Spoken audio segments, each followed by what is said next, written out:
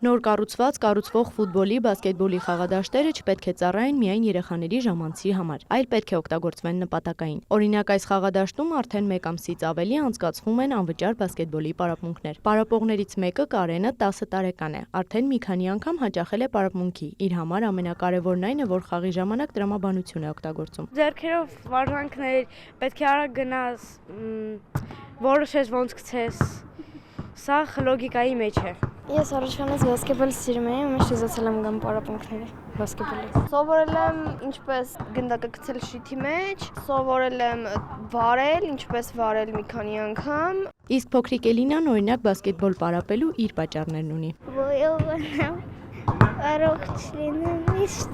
Պարապմունքներին մասնակցելու համար գրանցվելը պարտադիր է, իսկ կենտրոն վարչական շրջանից լինելը ոչ։ Խաղադաշտը Մաշտոցի 40A հասցեում է։ Շատ կարևոր է, որ չուշանան ամենաառաջինը, իսկ դիմելու համար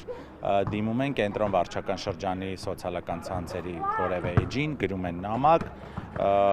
եւ մենք գրանցում ենք իրանց։ Այս ընթացքում 100-ից ավել երեխաներ ենք ունեցել, որոնք որ եւ գալիս են բարբերաբար եւ մերթ,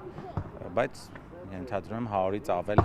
երեխաներ արդեն մասնակցել են այս պարապմունքներին։ Վարչական ղեկավարը նշում է, վերջին 2 տարիներին սպորտային միջոցառումներ հաճախ են եղել։ Սա պիլոտային է, հետո նախատեսում են հասցեներն ավելացնել։ Շատ կարևոր է առողջ ապրելակերպի տարածումը մեր բնակչության շրջանում եւ ինչպես նաեւ սպորտի մասսայականությունը մեր երեխաների մոտ։ Շարունակելու ենք այնքան մինչև եղանակային պայմանները թույլ տան, բայց կարծում եմ, որ մյուս տարվանից պարտադիր